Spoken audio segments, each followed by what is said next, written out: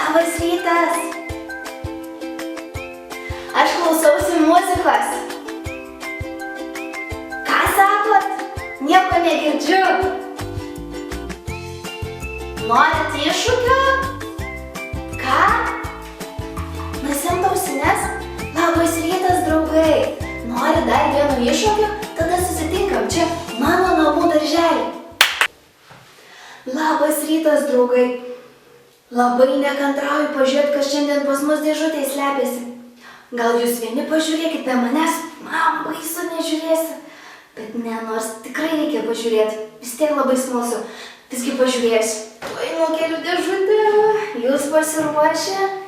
Šiandien dar vienas iššūkis. Abrakadabra, šmurum burum, gaidžio plunksna, lapės uodega, mėlynas dangus, pelėsinis sūris. Ople! Ir mūsų šiandien laukia kosminių kiaušinių iššūkis.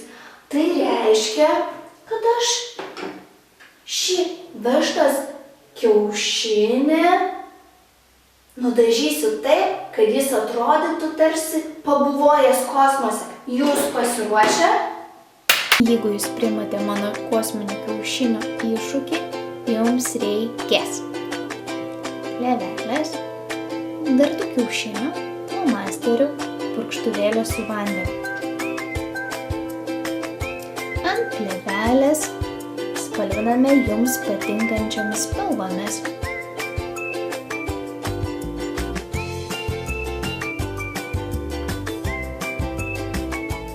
Tada papurškiame vandenio ir įvyniojame kiaušinį. Dažai prilipo prie kiaušinio. Leidžiame kiaušinį nudžiūti.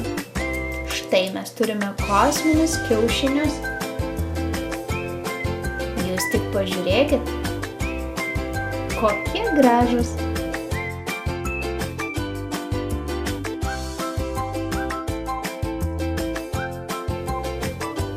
Tai ir viskas.